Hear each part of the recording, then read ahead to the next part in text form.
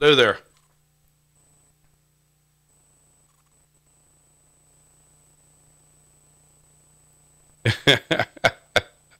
So how you been, man?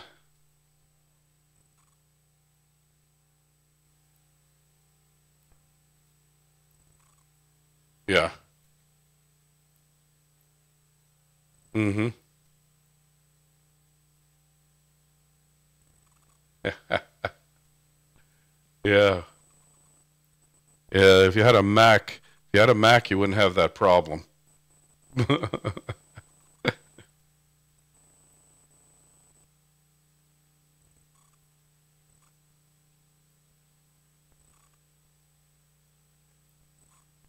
Yeah. Just gonna do audio, but actually, you're looking okay, man. You look like you shaved today. Maybe I'll throw the video up.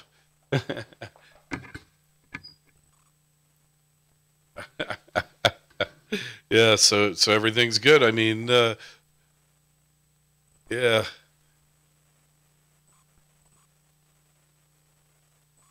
Right. I saw. Yeah.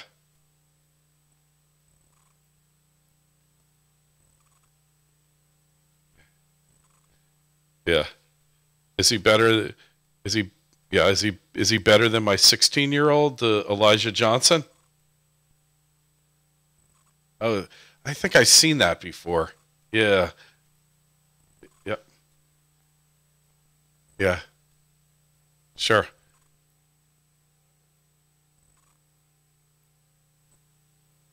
Uh huh. Mm-hmm.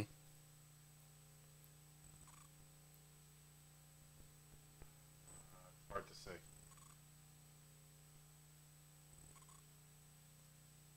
Uh huh.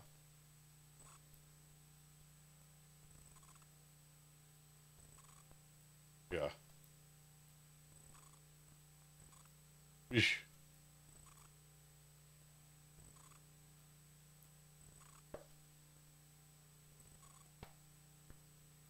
Wow.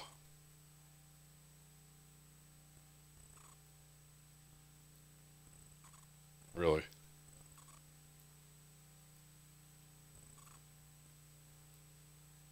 Mm-hmm. Yeah.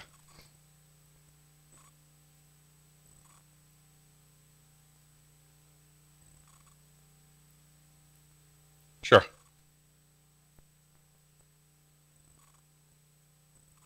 All right. You got it. Hold on a sec. Let me just adjust my camera a little bit. Push it down. I don't want it taking pictures of me up. It's just a Logitech, 1,000. It's their latest one, the 1,000 by. It does 16 by 9, and it's high def, super 1080p, whatever all that crap means. I don't know. So, all right. So, all right. I'm gonna hit record here right now. Actually, right now. Hold on. Right now. You're listening to the Financial Survival Network.com. I'm Kerry Lutz on 1490 WGCH. What has been going on with these markets? Is the system a scam? What can you do about it? And is there a 12-year-old out there who knows more than David Morgan and I put together? The answer to that is probably yes, but we'll let David Morgan talk about it. David, it's great to see you again, man. How are you? So this 12-year-old Canadian kid, she you tweeted this out. She gets it, right?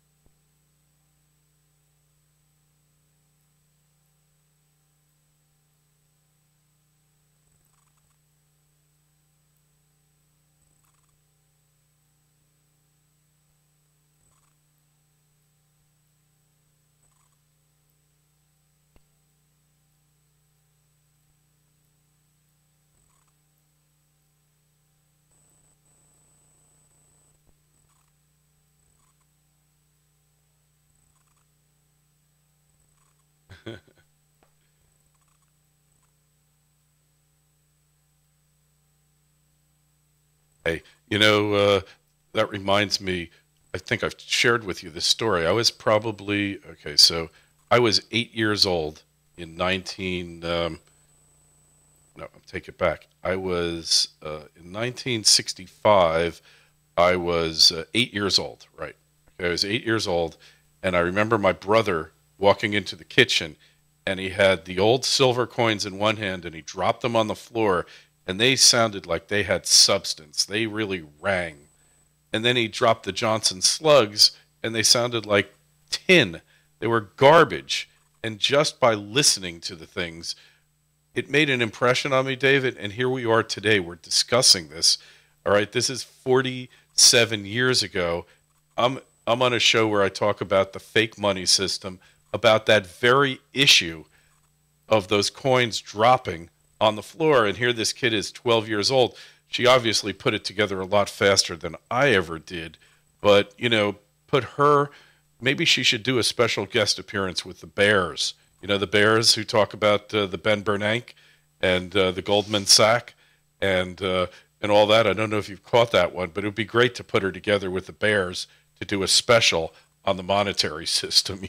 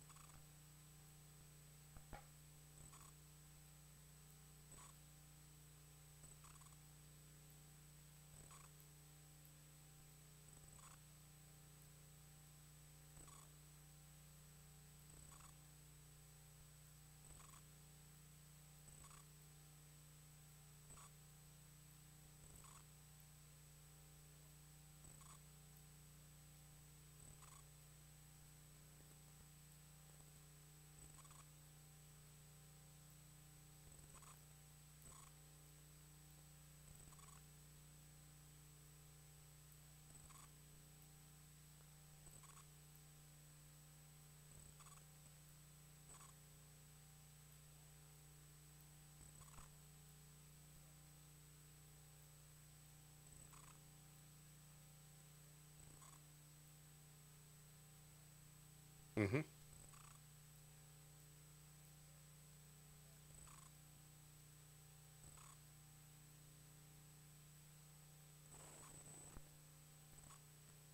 Yeah.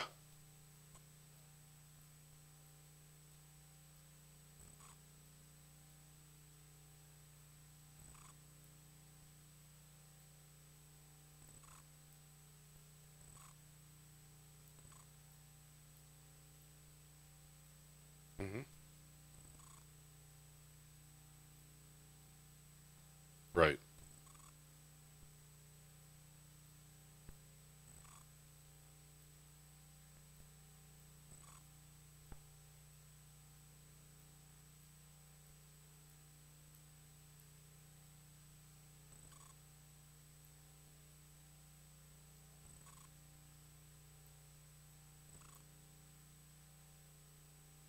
Yeah.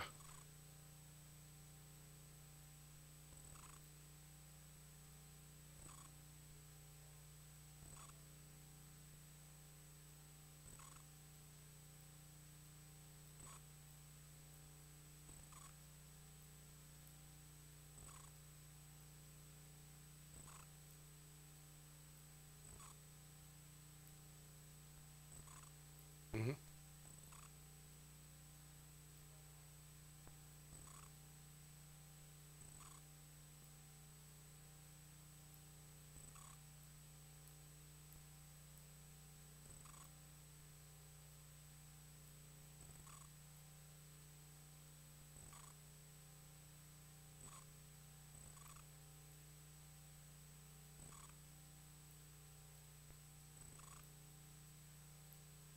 Hey, well, I'll go back to my little report on war nickels. Okay. So that was World War II. And they were just going to use copper and silver, 35% copper, 65% copper, 35% silver. What they found, though, was that those coins would not, would basically trip the slug detectors in vending machines that they were using in World War II.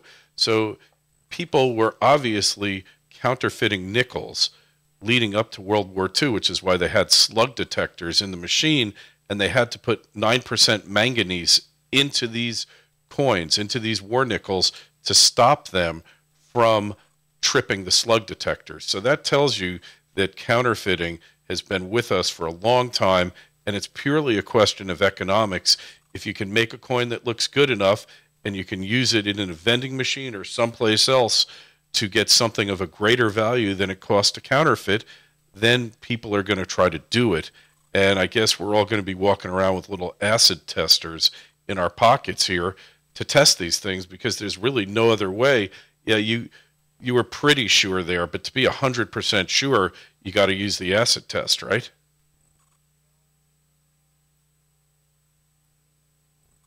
Mm,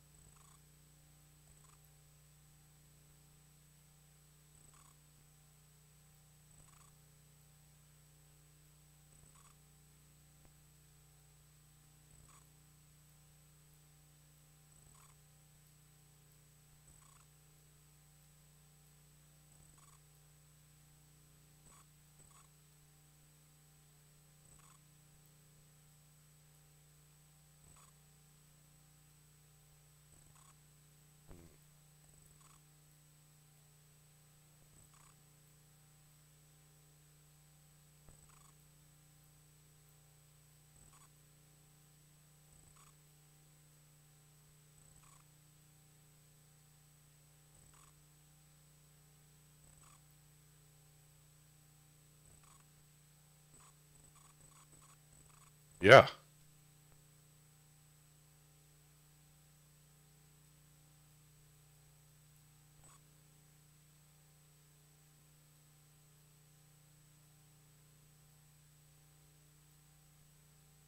copper, yeah. Hmm.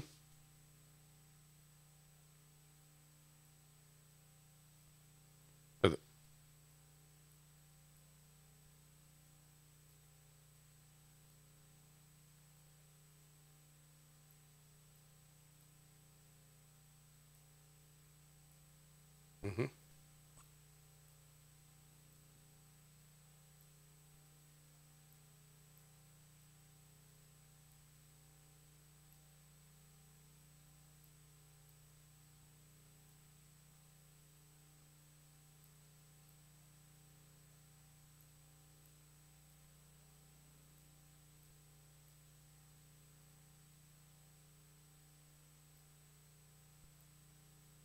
Yeah.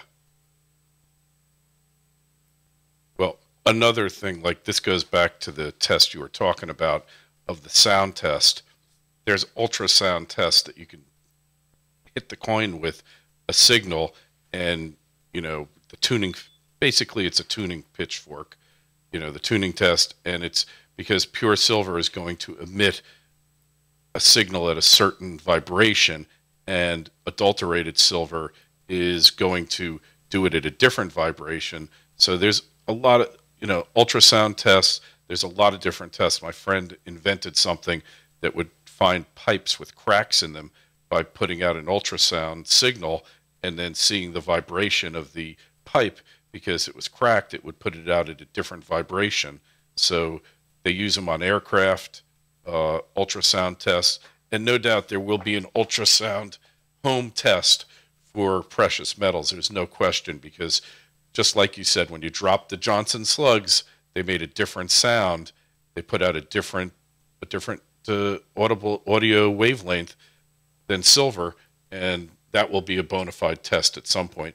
It's like 3D seismology when you get down to it. They hit the plate on the ground, the vibrations go into the ground, and from that they map it, and they'll be able to do the same thing. So we could think of a bunch of unique tests, and then let's put in our patent application, David, and let's go into business here, right?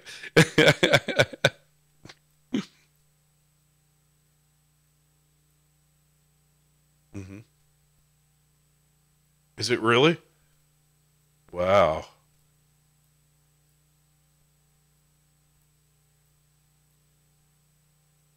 Mm-hmm.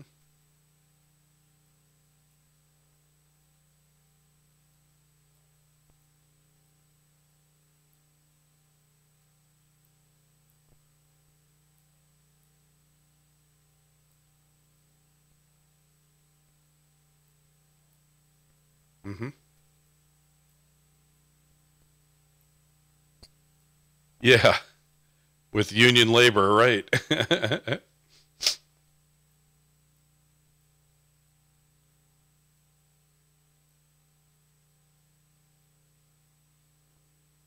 Yeah, sure.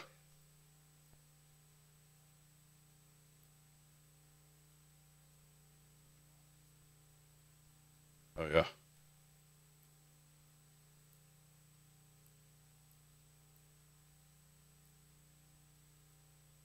Yeah, and the banking system loves it because it undermines faith in precious metals and thereby makes people distrust putting their wealth into metal, right? They love it. So, and speaking of the markets and faith and confidence, we've had some really major confidence rattling events where I've gotten emails from listeners where you've said, I'm getting rid of my silver and gold. The market's going to be fixed forever, and there's no point trying to beat the Fed. I can't beat them, and that's that. And I said, well, if you think that we're smarter than the Romans, we're smarter than the Greeks, we're smarter than the Byzantines, and how many different fiat money systems did you count that all collapsed? If you think that we're smarter than all of them, then more power to you. Have fun.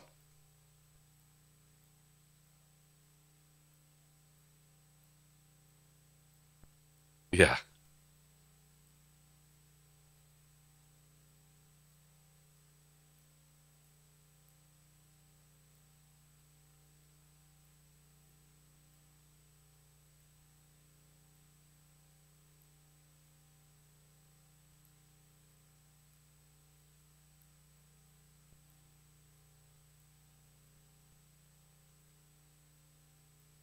yeah,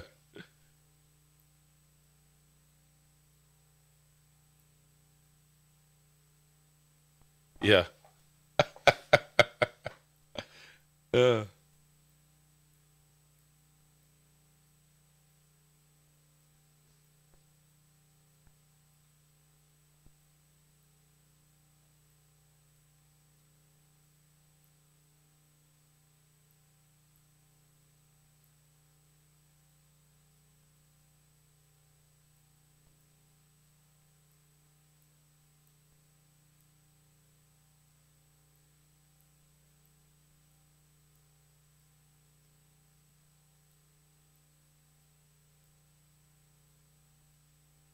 that's optimistic. That's generous.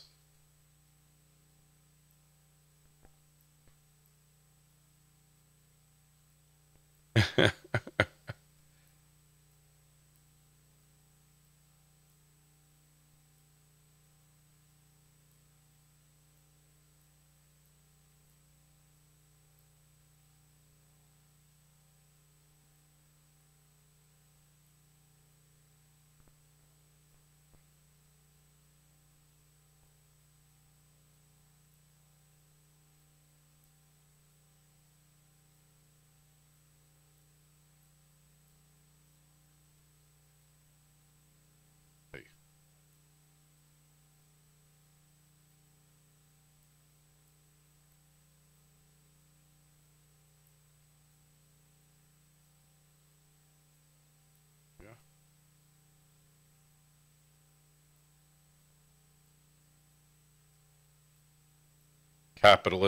Capitalism's always at fault. Hey, and you know the chart before the Federal Reserve, when you look at the purchasing power of the dollar, on average, it lost 0.3% per year from 1776 to 1913.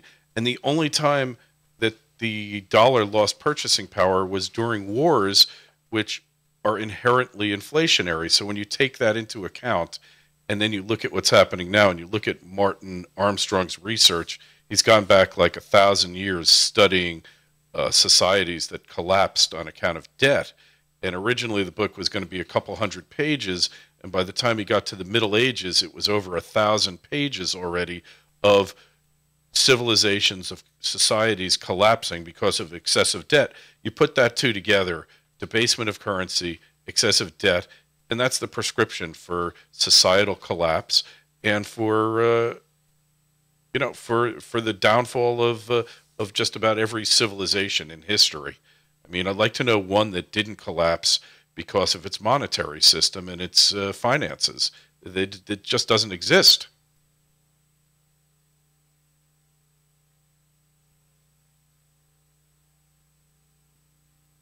Oh yeah, right.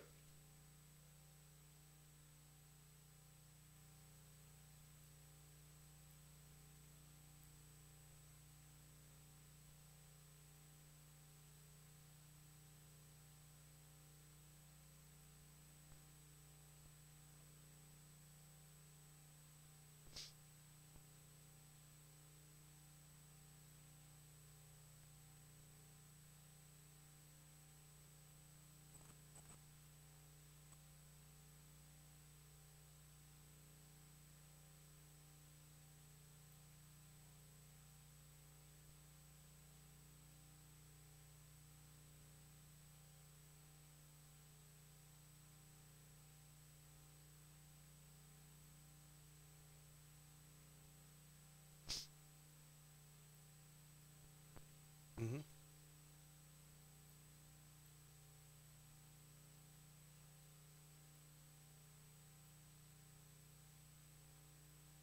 Yeah,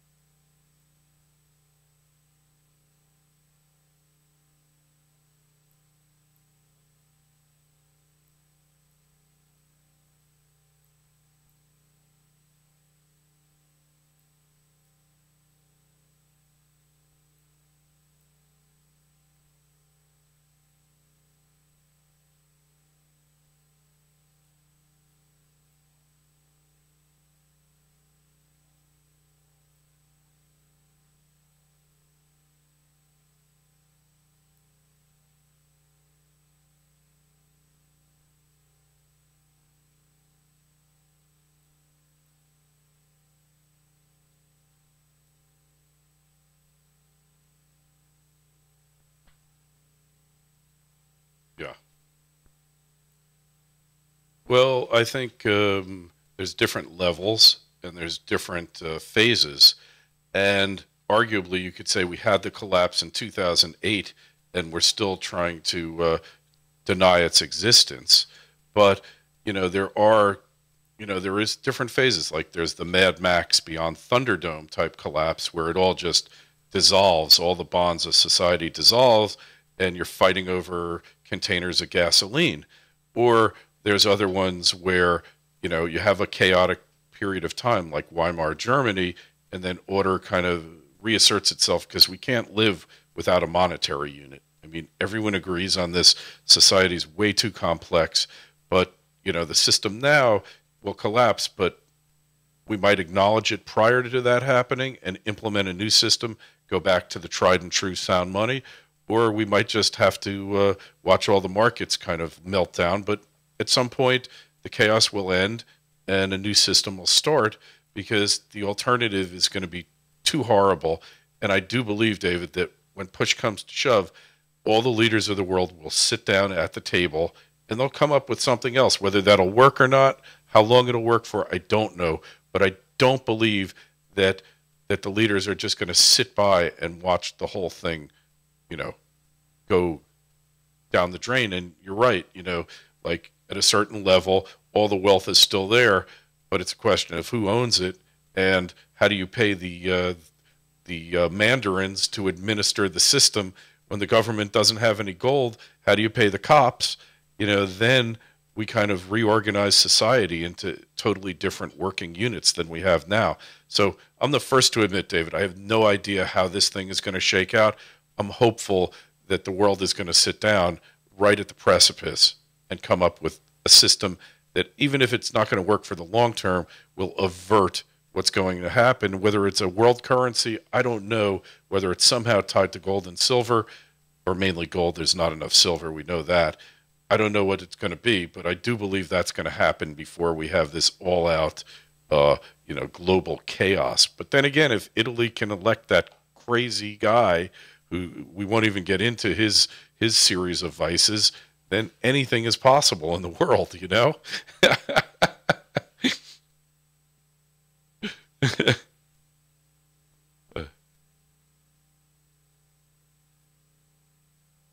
Yeah,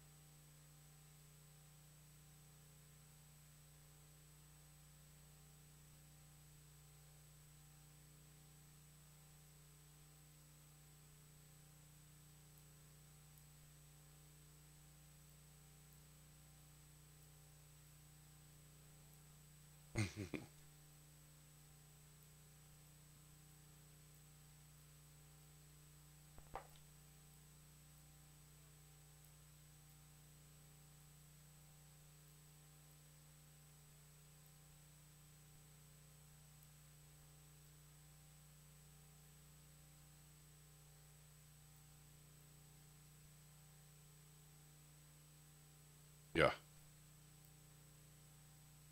You just dropped. You there? Ah, darn it. 24.